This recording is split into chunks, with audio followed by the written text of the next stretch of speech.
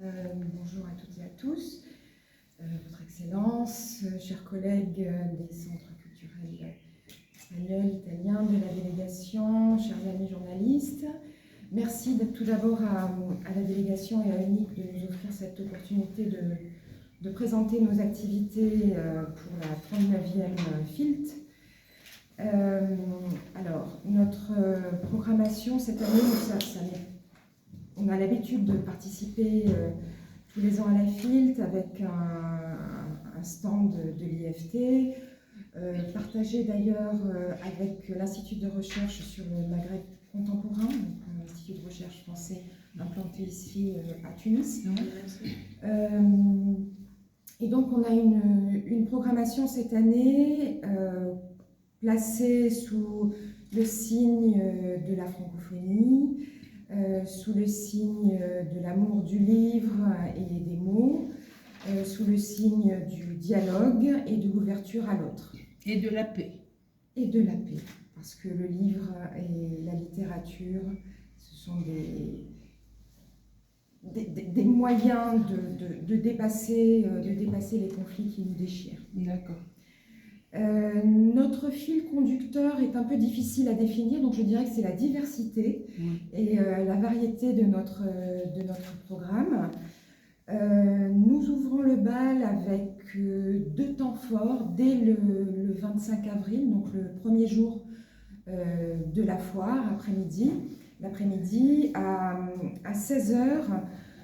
Nous avons l'annonce d'un nouveau prix littéraire qui célèbre la fiction francophone engagée dans le dialogue avec le monde, qui est le prix littéraire du Quai d'Orsay et qui sera présenté par un ambassadeur, diplomate, donc, et directeur de l'Académie diplomatique et consulaire au ministère des Affaires étrangères européennes en France.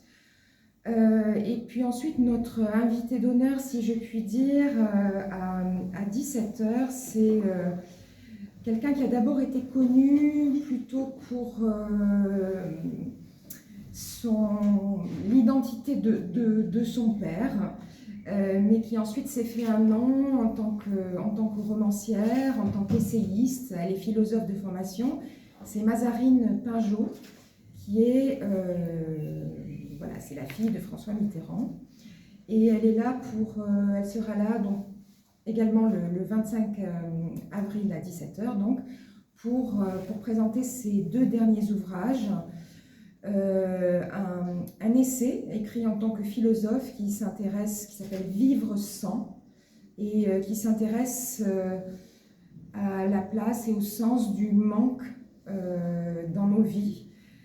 À une époque où on parle beaucoup du sans sucre, sans gluten, etc. Donc voilà, elle a un peu essayé de travailler cette notion du manque. Et puis un livre qu'elle a écrit à la demande de son éditeur Flammarion, qui lance une nouvelle collection qui s'appelle Retour chez soi. Et donc l'ouvrage s'appelle 11 quai Branly. Et dans cet ouvrage, elle raconte ces années qu'elle a vécues dans son enfance et son adolescence, à cette adresse où elle habitait sans y habiter, tout était un peu officieux, caché, et comment elle a vécu ça. Donc voilà. Ça, c'est notre temps fort du premier jour. Ensuite, nous avons alors, la francophonie à l'honneur, comme je le disais. Et d'ailleurs, nous travaillons avec le groupe des ambassadeurs francophones pour proposer, pour participer en tout cas au parcours francophone au sein de la foire internationale du livre de Tunis. Et nous avons deux invités. Alors, je ne sais pas s'ils acceptent cette étiquette, c'est parfois remis en question, mais qui viennent de l'espace d'Afrique subsaharienne. Nous avons un artiste, illustrateur et bédéiste venu du Bénin, Hector Sonon, qui le 27 avril va être en discussion avec des illustrateurs et bédéistes tunisiens comme Saif Eddine Nechi, comme Abdi Legasmi, et son compagnon Kamel, je ne veux pas écorcher son nom, Zalou, peut-être Othman Selmi, pour parler de la place de l'illustration, du dessin de presse et de la BD en Afrique. Autre invité de la francophonie, c'est le romancier d'origine togolaise Sami Tchak, qui a été présent en Tunisie pour une résidence d'écriture à la Villa Salambo il y a, je crois, 1 an ou 2, en compagnie de son épouse Annie Ferré, et qui vient présenter le roman un peu issu de... Enfin, je ne sais pas si on peut le qualifier comme un roman, mais le texte issu de cette résidence, qui est une sorte d'hommage à l'écrivaine mauricienne Ananda Devi. Et le titre est un peu provocateur, ça s'appelle Profaner Ananda, et c'est paru là en mars 2025 chez Gallimard.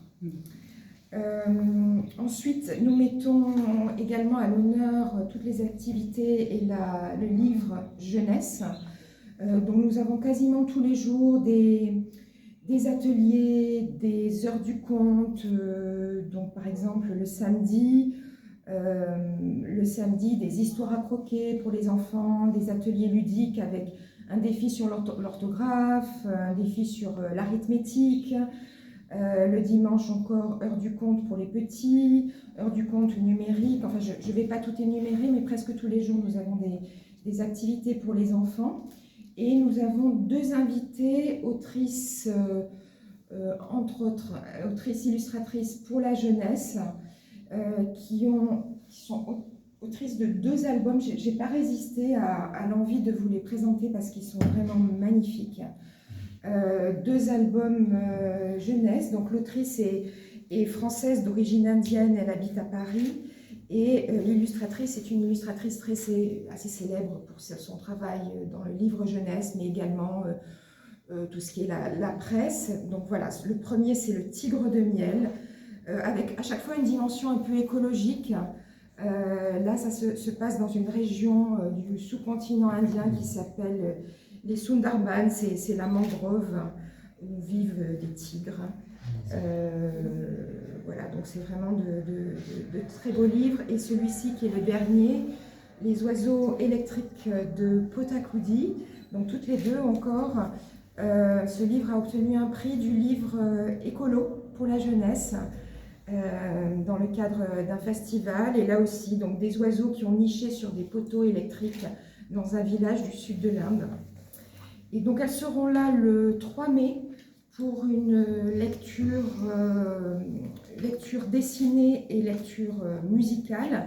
Et là on travaille avec l'organisation de la FILT pour essayer de présenter ça dans leur espace enfant et non pas sur notre stand pour qu'il y ait de la place pour plus de public.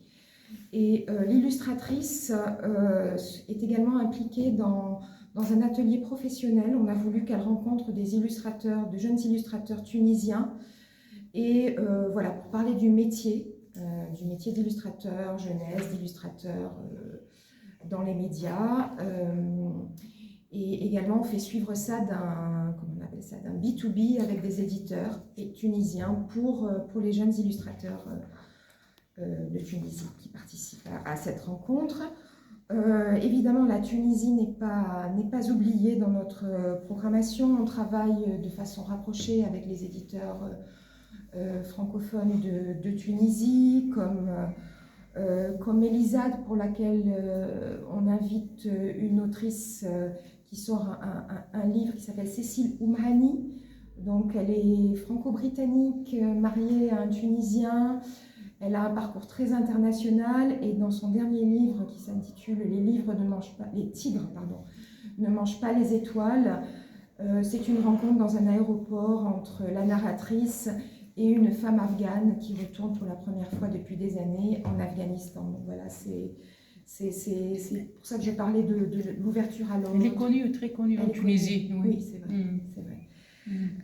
Donc Cécile Oumhani sera là et la rencontre est prévue, si je ne me trompe pas. Et quels sont les éditeurs francophones, s'il vous plaît? Alors je vais les citer. On travaille avec Déméter.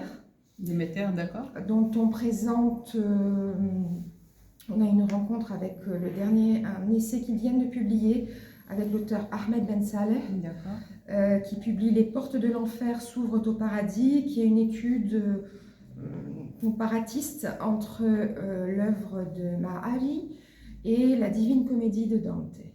Donc voilà, ça ce sera le samedi, mais on met aussi à l'honneur un ouvrage qui a été publié par Déméter qui s'appelle Sikral, par l'écrivain Moha Harmel, et qui a été repris par l'éditrice Livox, donc Zakeya Bouassida, sous forme de livre lu. Et donc il y a une édition illustrée qui sort chez Déméter et une édition livre audio chez Livox. Donc on a une sieste sonore autour de Sikral.